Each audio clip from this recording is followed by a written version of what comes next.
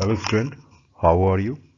Today we will revise this entire topic nationalism in Europe का आज हम लोग पूरा रिवीजन करेंगे.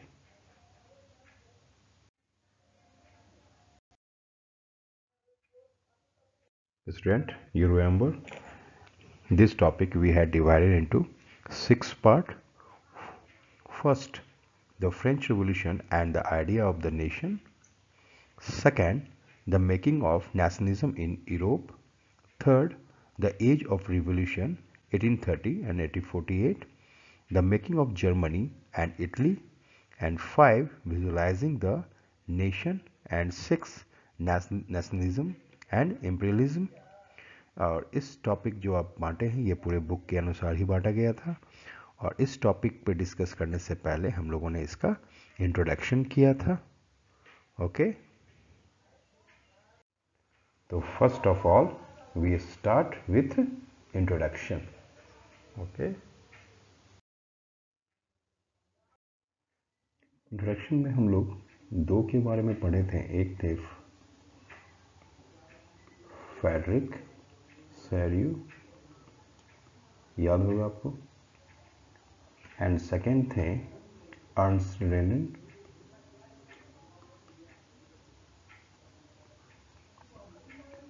फ्रेडरिक सैरियो के बारे में याद होगा. फ्रेडरिक सैरियो क्या थे? एक फ्रेंच आर्टिस्ट थे. ठीक है, इन्होंने एक prepared series of 4 prints visualising the dream of a world. एक इन्होंने एक सीरीज तैयार किया था, क्या कहते हैं, पेंटिंग का, और उसका उन्होंने नाम रखा था डेमोक्रेटिक एंड सोशल रिपब्लिक. याद होगा, जो फ्रंट फिगर दिखाया गया था उन्हीं के द्वारा गया था, जिसमें उन्होंने अपना एक ड्रीम, जो वर्ल्ड कैसा होना चाहिए उसका उन्होंने एक विजुअलाइजिंग ड्रीम उन्होंने अपना दिखाया था. और दिखाया था जिस समय पूरा वर्ल्ड नेशन स्टेट या नेशनलिज्म का कॉन्सेप्ट उतना नहीं फैला था, उस समय उन्होंने एक ड्रीम बताया था कि इस तरह वर्ल्ड धीरे धीरे नेशन स्टेट या नेशन स्टेट के रूप में डेवलप हो रहा है. एक संकेत था नेशनलिज्म की ओर बढ़ते हुए पूरे यूरोप को इस फिगर के द्वारा दिखाया गया था. ओके, उन्होंने उसका नाम रखा था डेमोक्रेटिक एंड सोशल रिपब्लिक. और अर्नस्ट रेनर ये क्या थे? एक फ्रेंच फिलोसफर थे. ठीक है, एक फ्रेंच फिलोसफर थे. इन्होंने ही सबसे पहले नेशनलिज्म का एक डिफिनेशन दिया, जिसमें उन्होंने कहा था कि नेशनलिज्म जो है वो कॉमन लैंग्वेज, रेस, ये इसके आधार पर नहीं है. एक नेशन को अगर समझना है तो हमें समझना होगा a nation is the culmination of a long past of individuals sacrifice and devotion.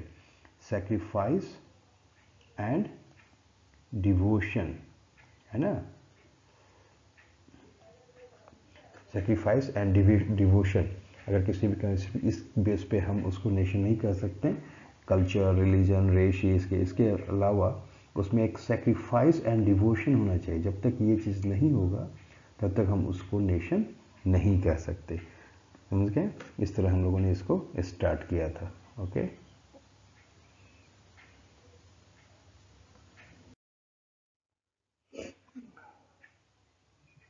The French revolution and the idea of the nation.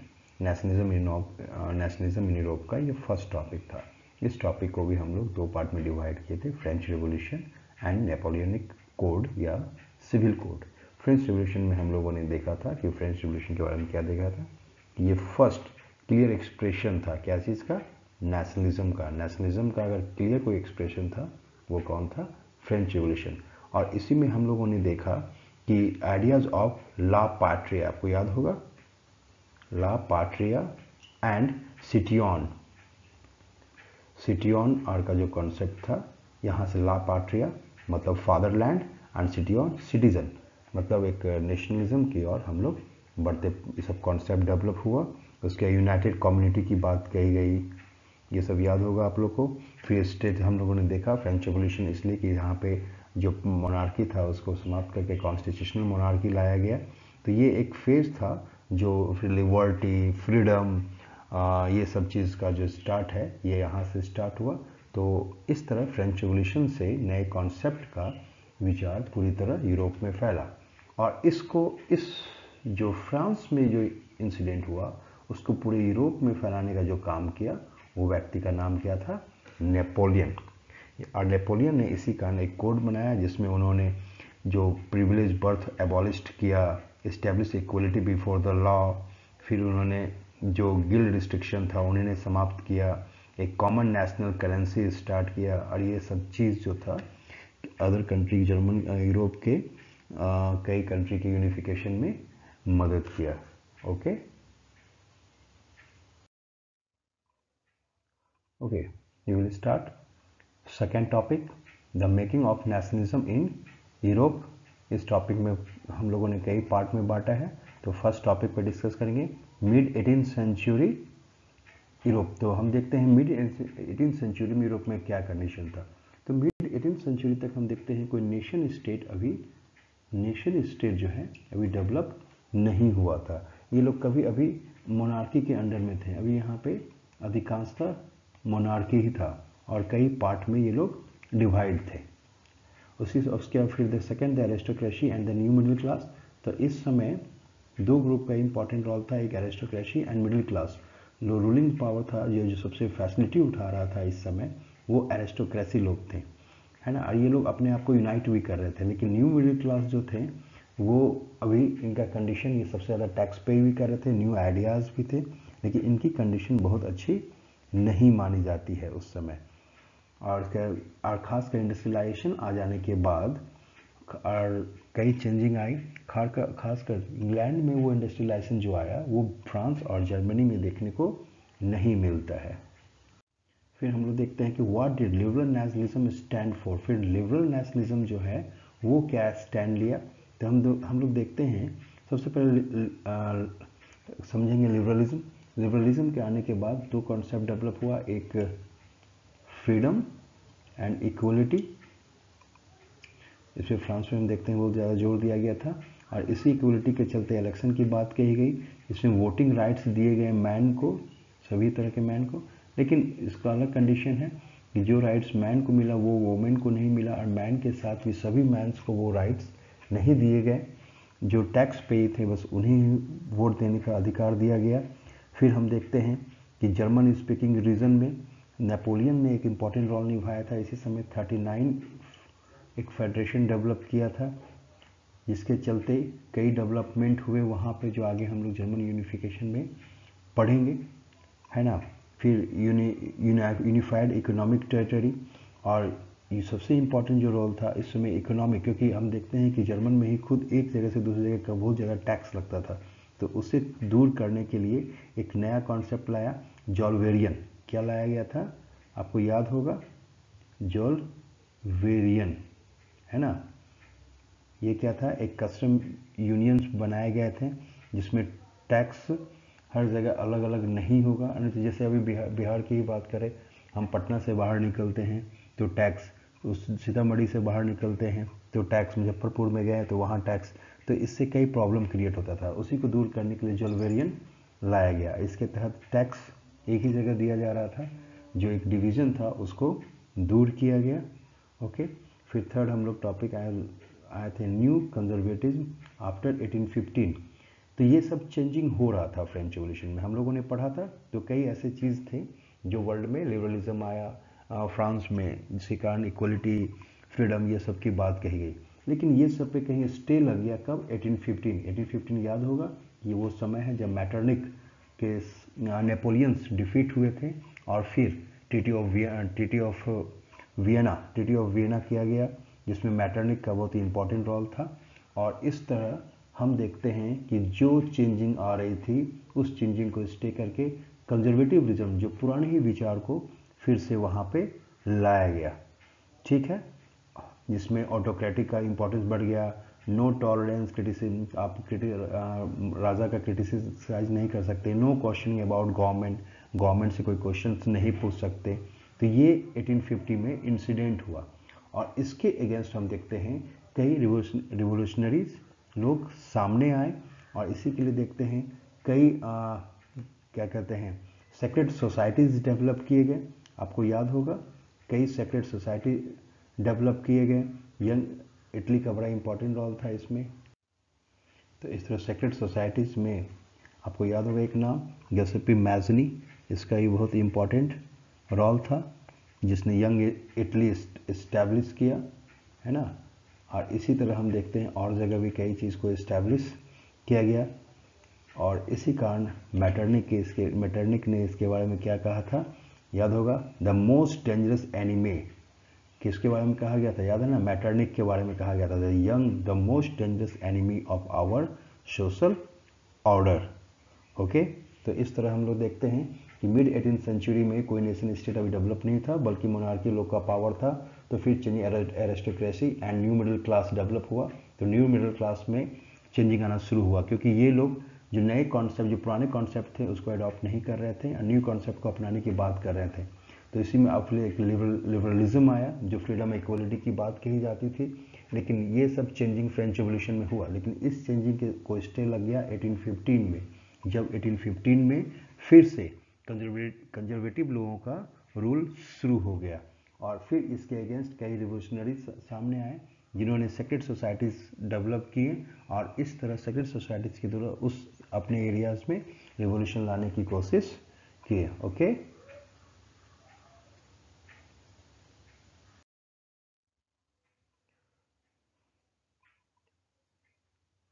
तो हम लोग देखते हैं यहाँ पे स्टार्ट होता रहता है एज ऑफ रिवोल्यूशन 1830 एंड 1848। इसका मतलब हुआ 1830 में, इस पीरियड में हम लोग दो रिवोल्यूशन के बारे में डिस्कस करेंगे, जो एक 1830 में हुआ और दूसरा 1848 में हुआ। द फर्स्ट टॉपिक, इसका फर्स्ट टॉपिक है the first upheaval took place in France in July 1830। देखिए इसमें फ्रांस फिर से आ गया। तो आपको मैटरनिक का स्टेटमेंट याद होगा कि when France sneezes the rest of Europe catches cold. France अगर छींकता है तो पूरे यूरोप को सर्दी हो जाता है। क्यों? क्योंकि फ्रांस के किसी भी इंसिडेंट, यूरोप के किसी भी इंसिडेंट में फ्रांस आ ही जाएगा, क्योंकि फ्रांस एक इम्पॉर्टेंट पार्ट था यूरोप का। तो फ्रांस में क्या होता है कि फ्रांस में आपको याद होगा 1815 के बाद वहाँ पे फिर से मैटरनिक के द्वारा बोर्बो डायनेस्टी को डेवलप कर दिया गया, जिसके चलते फिर से उस कंट्री में जो रिपब्लिकन की ओर बढ़ रहा था उसमें मोनार्की ले आया गया। और इस मोनार्की का विरोध फिर किया गया 1830 में, किसके द्वारा, एक लीडर का आता है लुइस फिलिप्स, इसके द्वारा एक रिवोल्ट होता है। और इस रिवोल्ट के बाद 1830 में हम देखते हैं मोनार्की को समाप्त करके उसके जगह क्या ले आता है, कॉन्स्टिट्यूशनल मोनार्की। तो ये चेंजिंग आया 1830 में। लेकिन ये चेंज सिर्फ फ्रांस तक सीमित नहीं रहा, बल्कि पूरा यूरोप इससे इंस्पायर्ड हुआ। और इसी के नक्शे कदम पे चलता है कंट्री कौन, बेल्जियम। बेल्जियम आप जानते हैं यूरोप का पार्ट है। ये किसके अंडर में था, नीदरलैंड में, ये नीदरलैंड का पार्ट में था। तो जब ये विरोध हुआ, रिवोल्ट हुआ, फ्रांस से इंस्पायर्ड होकर बेल्जियम नीदरलैंड से अपने आप को इंडिपेंडेंट किया। इसके बाद एक और इंसिडेंट हुआ, वो था ग्रीस। ये भी याद होगा आप लोग को, ये भी एक इम्पॉर्टेंट पार्ट है किसका, यूरोप का। इस ग्रीस में क्या हुआ, ग्रीक इस समय किसके अंडर में था, ओटोमन एम्पायर। आप लोग डिस्कस कर चुके हैं। आप लोग बताइए ओटोमन एम्पायर की शुरुआत कहाँ से हुई है, ये तुर्की से। ओके, तो ये इस समय जो ग्रीस था ये ओटोमन एम्पायर के अंडर में था। और आपको याद होगा ग्रीस को क्या कहा गया था, क्रेडल ऑफ यूरोपियन सिविलाइजेशन, मतलब प्रकाश पुंज था किसका, यूरोपियन सिविलाइजेशन का। आप ग्रीक का कई आप लोग हिस्ट्री जानते हैं, एंशिएंट इंडिया में पढ़े ही होंगे। तो उस पूरा यूरोप उससे इंस्पायर्ड था। इस पर एक मुस्लिम डायनेस्टी रूल कर रहा था जो यूरोपियन को पसंद नहीं था, और इसी के लिए यहाँ पे नेशनलिज्म रिवोल्यूशन कराया गया। इसमें कई ब्रिटिश थे, उसमें एक व्यक्ति का नाम आया था लॉर्ड बायरन, याद होगा, लॉर्ड बायरन, जो एक ब्रिटिश था, और वो इस फाइट में स्ट्रगल कर में लड़ते लड़ते मारा गया। तो इस तरह वहाँ पे स्ट्रगल हुआ। फिर आगे चल के ट्रीटी ऑफ कॉन्स्टिट्यूशन हुआ 1832 में जाके। तो ये ग्रीस जो है 1832 में जाके इंडिपेंडेंट होता है। एक ट्रीटी होता है, ट्रीटी ऑफ कॉन्स्टेंटिनोपल, और इसके तहत इसको ग्रीस को इंडिपेंडेंट किया जाता है। तो आप देखें कि 1815 में जो इंसिडेंट हुआ उसका असर 1830 में देखने को मिला। और फ्रांस ने किया, फ्रांस के बाद बेल्जियम ने उसको किया, फिर आगे चल के किसने किया, ग्रीस। ओके, फिर सेकेंड टॉपिक में आते हैं, romantic imagination and national feeling. यहाँ पे हम देखते हैं कि इस समय एक रोमांटिसिज्म चलता है, एक मतलब नेशनलिज्म की ओर। इस तरह के कई विचारक हैं जो इसको फैलाने की कोशिश करते हैं। जॉन गॉटफ्राइड हैडर, ये सब वो नाम है। फिर collected local folklore, national feeling, local जो फोक संगीत होता है, जो क्षेत्रीय संगीत हमें भी देखने को मिलता है, या क्षेत्रीय कविताएं हैं या कुछ भी हो, वो हमें डेवलपमेंट करने में इम्पॉर्टेंट रोल निभाता है।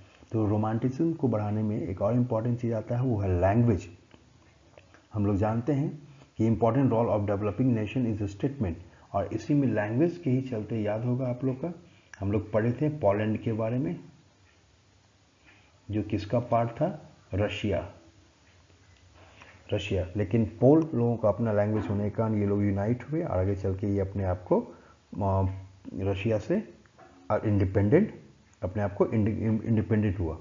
और इसी समय 1830 में हम क्या देखते हैं कि hunger, hardship and power, popular revolt, इसमें कई गए। एक तो इस समय 1830 में इकोनॉमिकल कंडीशन बहुत ख़राब हो जाता है, जिससे चलते इसके कई कारण, इकोनॉमिकल कंडीशन ख़राब होने के कई कारण थे कि पॉपुलेशन बढ़ रहा था और इंटरनेशनल ये प्रॉब्लम था, जिसके चलते कई लोगों का जॉब छीना रहा था, लोगों की स्थिति अच्छी नहीं थी। ऐसी स्थिति में फूड प्राइस बढ़ रहे थे, फूड की कमी हो रही थी, जिसके चलते उन लोगों ने रिवोल्ट किया, यहाँ पे विरोध हुआ। और इस समय में भी फिर आता है कौन, 1848 में द ईयर वाज, जो प्रॉब्लम हुआ था 1848 में, वो फ्रांस से ही स्टार्ट होता है।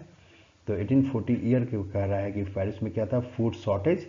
हम इस समय देखते हैं 1848 में पेरिस में कई food shortage and widespread unemployment, मतलब बेरोजगारी थी बहुत ज़्यादा।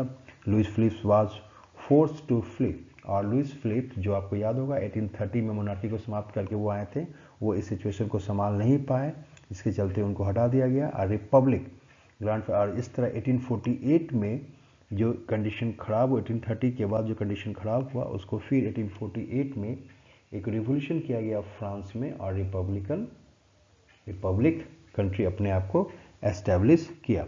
National workshop for provide employment where 1845 weavers and Silesia had led a revolt against contractors the journalist, जो एक रिवोल्ट हुआ था उसका चर्चा इन्होंने किया था। तो हम लोग देखते हैं कि 1848 में एक रिवोल्यूशन हुआ, फिर वो भी कहाँ से हुआ, फ्रांस में ही। ओके, और फ्रांस में होने के बाद इसका असर अलग अलग पार्ट में देखने को मिलता था। इस समय जर्मनी में भी किया गया ये रिवोल्यूशन, फिर इटली में भी हम देखते हैं ये रिवोल्यूशन लिबरल्स के द्वारा किया। किसके द्वारा किया गया यहाँ पे, लिबरल्स के द्वारा, है ना। लेकिन हम देखते हैं, आपको स्टार्टिंग में बताते हैं कि वहाँ पे जो रिवोल्यूशन हुआ, जो यूनिफिकेशन हुआ, उसमें इंपॉर्टेंट रोल मोनार्की का है। तो लिबरल्स के द्वारा जो 1848 में रिवोल्यूशन किया गया जर्मनी में, इटली में, वो बहुत ज़्यादा सक्सेस नहीं हो पाया। ओके, तो फिर हम लोग देखते हैं कि तो फिर जर्मनी इटली का यूनिफिकेशन कैसे हुआ। तो उसकी जर्मनी के यूनिफिकेशन में फिर वहाँ के मोनार्की का इम्पॉर्टेंट रोल होता है, जो हम making of Germany and Italy में डिस्कस करेंगे। ओके,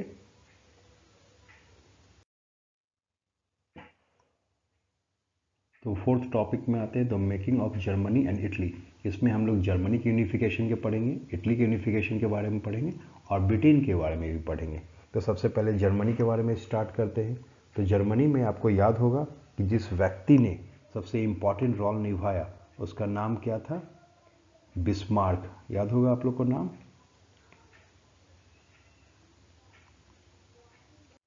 बिस्मार्क ने किसके हेल्प से, मोनार्की एंड मिलिट्री के हेल्प से इस जर्मनी के यूनिफिकेशन में इम्पॉर्टेंट रोल निभाया। और इसलिए जर्मनी को थ्री कंट्री के साथ वार करना पड़ा 7 ईयर, ये भी पढ़े थे। और वो 3 कंट्री कौन कौन था, आपको याद होगा, Austria, Denmark and last France. और इस 7 ईयर में इस 3 कंट्री के बाद आने के बाद 1871 में, कब, 1871 में जाके इसका यूनिफिकेशन पूरा होता है, किसका, जर्मनी का। ठीक है, इसके बाद हम लोग इटली का डिस्कस किए थे। इटली के डिस्कस करने के दौरान हम लोगों ने 3 नाम, इंपॉर्टेंट नाम आया था इसमें। पहला मैजनी का, दूसरा था गैरिबाल्डी, कैबूर, दूसरा कैबूर, एंड थर्ड गैरिबाल्डी। याद होगा ये तीनों नाम, मैजनी, कैबूर एंड गैरिबाल्डी। सबसे पहला कदम मैजनी ने उठाया 1848 में, लेकिन इस रेवोल्यूशन में सफलता नहीं मिला। तो कैबूर था जो चांसलर था, इस समय कॉन्स्टिट्यूशनल मोनार्की था यहाँ पे, तो इस समय कैबूर ने, इस चीफ मिनिस्टर था वो, उसके बाद वो स्टार्ट किया इस यूनिफिकेशन में, और फिर इसने गैरिबाल्डी के साथ मदद से पूरी इटली का यूनिफिकेशन किया, आप लोगों को याद होगा। और फिर 1871 में जाके इसका भी यूनिफिकेशन पूरा होता है, और लास्ट में मदद जो है वहाँ के जो किंग हैं उनके द्वारा होता है। तो 1871 में जाके ये शुरू होता है। तो 1848 के बाद लिबरल्स के द्वारा शुरू किया गया, लेकिन सक्सेस किया गया मोनार्की के द्वारा। फिर ब्रिटेन का भी हम लोग देखते हैं, यूनिफिकेशन किया गया। ब्रिटेन का 2 पार्ट था, बटा हुआ था। ब्रिटेन को 4, जो हम लोग पूरे मैप में हम लोग डिस्कस किए थे, याद होगा आप लोग को, स्कॉटलैंड, इंग्लैंड, वेल्स, आयरलैंड, याद होगा आप लोग को, 4 पार्ट में डिस्कस किए थे। तो स्कॉटलैंड जो था वो एक्ट जो पास किया गया था 1707, और इस एक्ट के तहत वो ब्रिटेन में मिला लिया गया था। दूसरा पार्ट था आयरलैंड, इसे भी हम देखते हैं यूनाइटेड किंगडम में, ब्रिटिश किंगडम में मिला लिया गया था 1801 में। तो इस तरह ब्रिटेन भी अपना यूनिफिकेशन पूरा किया। तो लेकिन इस तरह जर्मनी, इटली, ब्रिटेन का यूनिफिकेशन कंप्लीट हुआ। फिर 5th topic, visualising the nation. आपको याद होगा कि हम देखते हैं कि 18th सेंचुरी, 19th सेंचुरी में जाके हम नेशन को किसके रूप में, एक पर्सन के रूप में दिखाने की कोशिश करते हैं। अब वो भी पर्सन के रूप में, किसके, वुमेन के रूप में। याद होगा आप लोग को। और वुमेन या फीमेल फिगर ही क्यों, क्योंकि याद होगा कि इससे पहले जो फ्रेंच रिवॉल्यूशन में कई प्रतीक के रूप में, आज भी न्याय के रूप में वुमेन को दिखाया जाता है। तो इस समय 19th सेंचुरी में आके नेशन एक पर्सन के रूप में दिखाया जाने लगता है। भारत में भी भारत माता के रूप में हम लोग देखते हैं, और इसी का एग्जाम्पल था, हमें देखने को मिलता है मैरियाना, ये आपको पता होगा, कहाँ की मदर के रूप में दिखाता है, किस कंट्री का, वो था फ्रांस। और दूसरा दिखाई देता है आपको जर्मनिया तो नाम से ही पता चल जा रहा है, ये कहाँ का दिखाया जा रहा है, जर्मनी। ओके, तो इस तरह हम देखते हैं एक नेशन को एक पर्सन के रूप में दिखाने की कोशिश की जाने लगती है। Okay, last topic, nationalism and imperialism. इस टॉपिक में हम लोगों ने क्या देखा कि किस तरह नेशनलिज्म जो है इंपीरियलिज्म की ओर बढ़ जाता है। नेशनलिज्म की शुरुआत एक लिबरलिज्म और के द्वारा आता है, लेकिन धीरे धीरे ये नेशनलिज्म जो है इंपीरियलिज्म के बढ़ जाता है, और इसमें इंपीरियलिज्म बढ़ने से फिर से जो कंट्री इसके अंडर में आता है वो अपने कंट्री को नेशन के रूप में लाने की कोशिश करता है। ये टॉपिक हम लोग पढ़े थे, और ये नेशनलिज्म को एम्पीरियल, जैसे बड़ी सारी जो यूरोपियन पावर जो इस समय था, ब्रिटेन, फ्रांस या और भी कंट्री जो पावरफुल थे, वो अब अपने अपने एम्पायर को बढ़ाने के लिए दूसरे कंट्री पे अटैक कर रहे हैं, जिसके चलते इम्पीरियलिज्म का कॉन्सेप्ट फैला है। तो इसमें एक इम्पॉर्टेंट रोल इंडस्ट्रियलाइजेशन का भी था, और जिस तरह नेशनलिज्म बढ़ा वो भी इम्पीरियलिज्म को लाने में इम्पॉर्टेंट कहा जाता है। और इसी का सबसे जो कहा जाता है कि इस समय 1871 में जो यूरोप में सबसे ज़्यादा टेंशन का क्षेत्र था, नेशनलिस्ट टेंशन का क्षेत्र था, वो था द बाल्कन्स। हम लोगों ने पढ़ा, उसके मैप में भी इसको समझे थे हम लोगों ने, बाल्कन्स पेनिनसुला आप लोग को याद होगा। और उसमें हम लोगों ने देखा कि किस तरह इस बाल्कन जो था, ये इस पे एक तरफ से बाल्कन जो पेनिनसुला था वो बीच का इलाका, एक तरफ ऑस्ट्रिया एम्पायर था, एक तरफ ओटोमन एम्पायर था, याद होगा।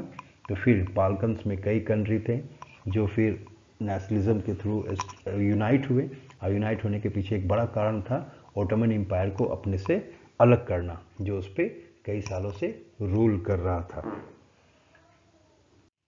और इस तरह हम लोग देखते हैं कि बाल्कन्स के कई कंट्री आगे चल के इंडिपेंडेंट होता है। तो इस टॉपिक में हम यही समझे कि नेशनलिज्म जो है इम्पीरियलिज्म में कन्वर्ट हुआ और इसी के चलते आगे चल के हम देखते हैं फर्स्ट वर्ल्ड वॉर भी हुआ। ओके, तो इस पूरे टॉपिक को हम लोगों ने रिवीजन किया। तो इस कम समय में हम लोगों ने इस बड़े चैप्टर को रिवीजन करने की कोशिश की। अब आपका काम ये है कि आप इसका एक शॉर्ट नोट्स पूरे टॉपिक का बना के मेरे व्हाट्सएप पे या मेरे मेल पे भेजेंगे। Okay, bye.